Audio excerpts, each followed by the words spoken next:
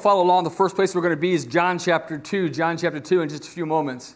A few weeks ago, I started talking to you about a few times in Jesus' life where the emotions really got to him. There were some times in his life as a human being, the emotions were overwhelming for most of us, but Jesus handled those emotions so perfectly, sometimes we forget that he was emotional about these things. We forget that he had these emotional responses as a human being that we also have.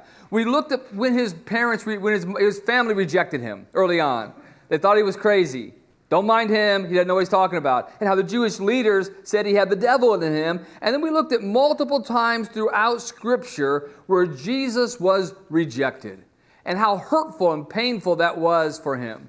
Today I want to talk about two other occasions that had to be extremely emotional for Jesus. And that is the two times Jesus cleanses the temple. I think he cleanses the temple early on in his ministry and there at the end of his ministry. And so we're going to talk about that and see how Jesus went from what it seems to me from the text to being concerned about God's house. You're not treating God's house properly. To the second time at the end of his service to the people, he comes in for the last time, and it seems like he's more concerned with how things affect the people of God.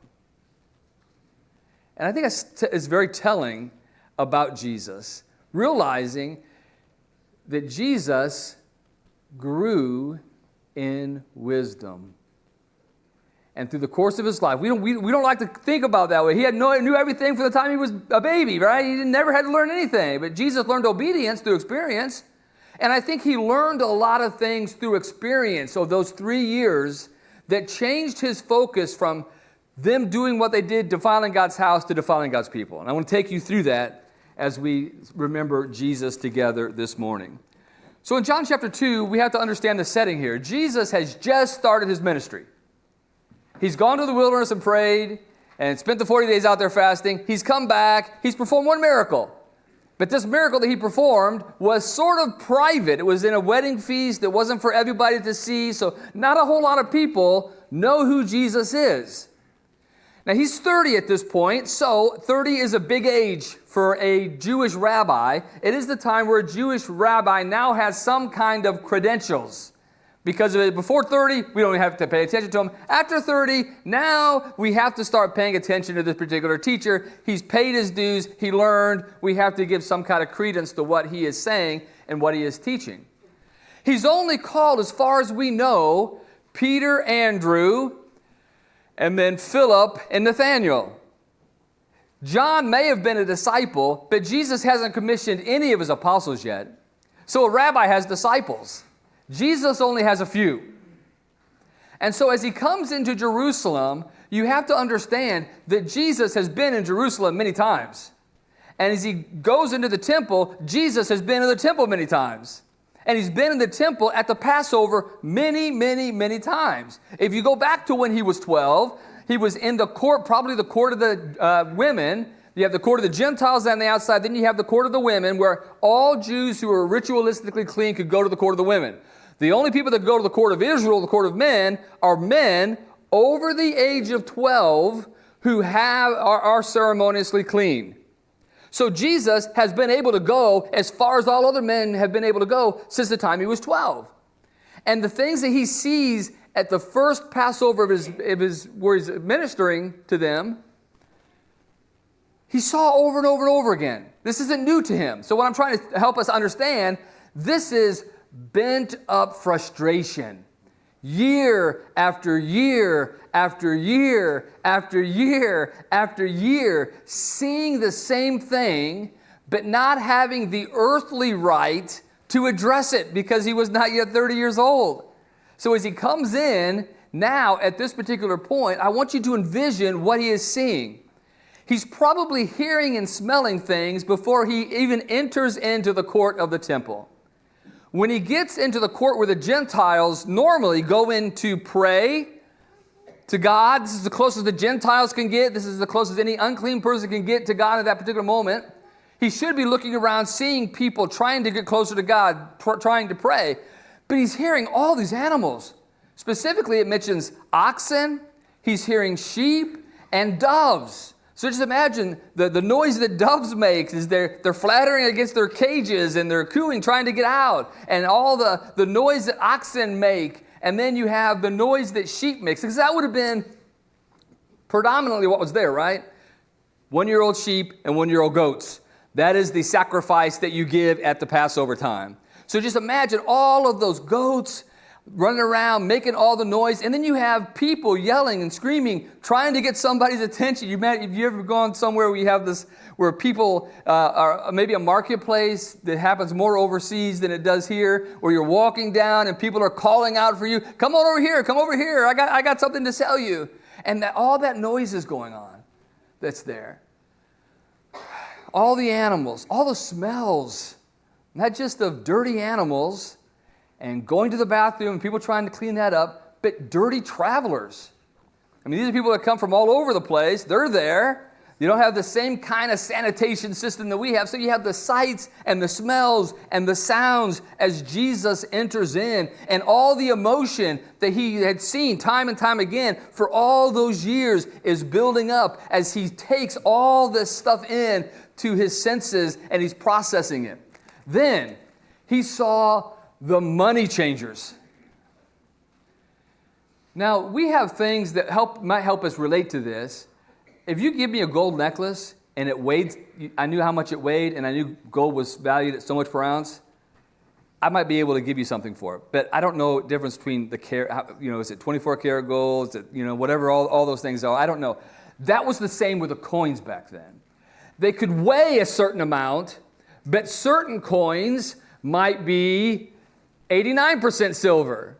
Now, I know that region where you're from. I know those coins don't have as high as silver content, so I'm going to discount how much I'm giving you for the weight. So this is what the money changers are doing.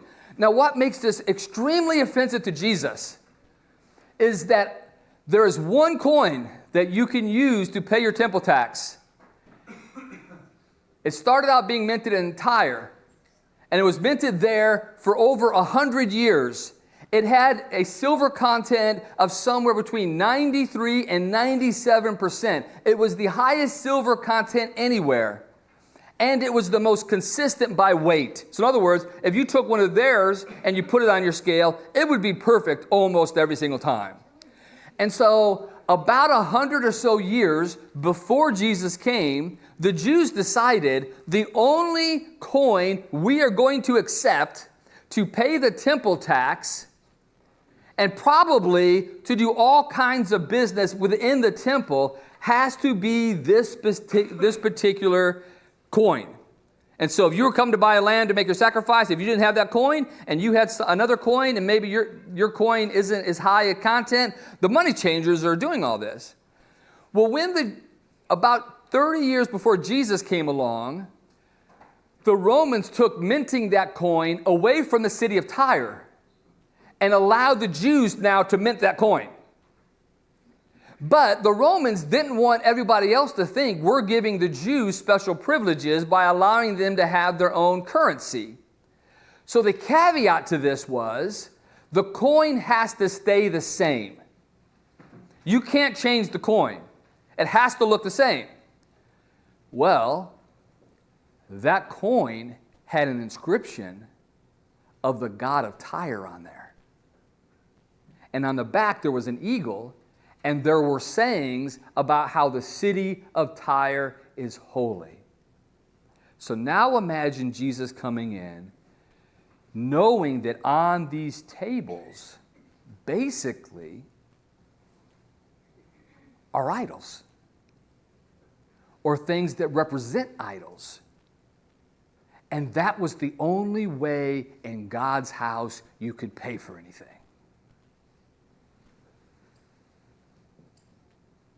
All those years, he wanted to say something, but he wasn't 30 yet. Now he's 30. Now he does something.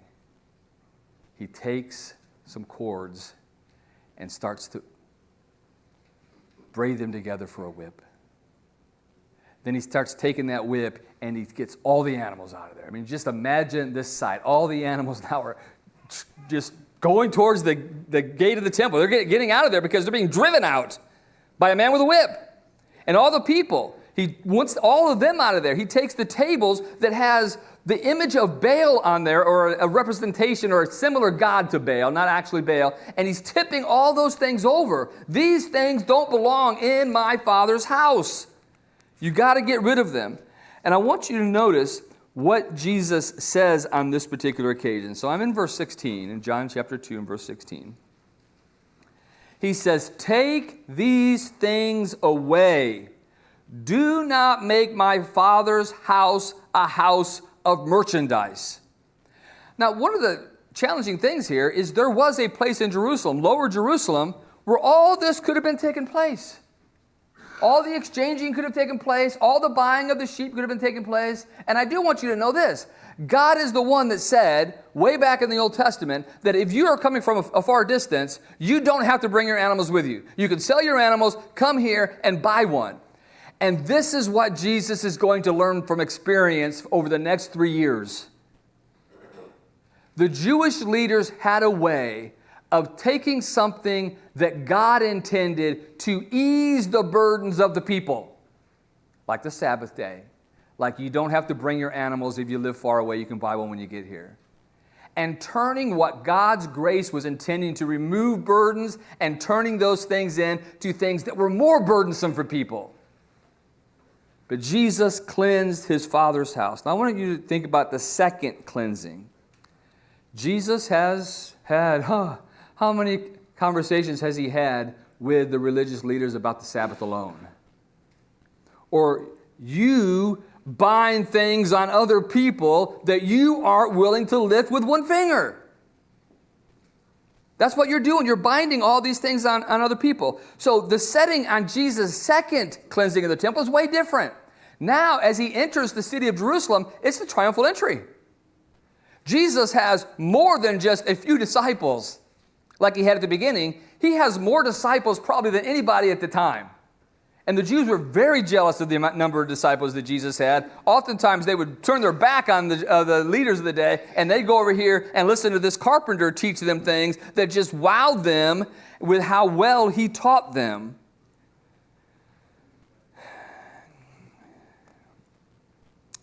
And in this setting, earlier, there's no mention of Jesus' teaching, because nobody really knows what he's talking about. He hasn't proven anything yet. His teaching's not special.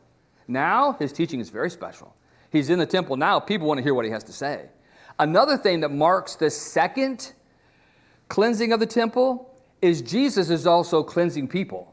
In other words, he's healing people. People are coming to him, and he's giving sight to the blind. He's healing people in this particular occasion as well. It says that in Matthew chapter 21 and verse 14. It says, "Then the blind and the lame came to him in the temple, and he healed them." As far as what was happening, it was similar. The things were happening that were similar. Jesus saw the same things, heard the same things as he heard the first time. The only difference we have in what he does, in the first account, we have him making the whip. None of the Synoptic Gospels mention him making a whip at all. But Mark does add one note of things that Jesus did different than the first time, and that is he stopped people from going through the temple with their merchandise.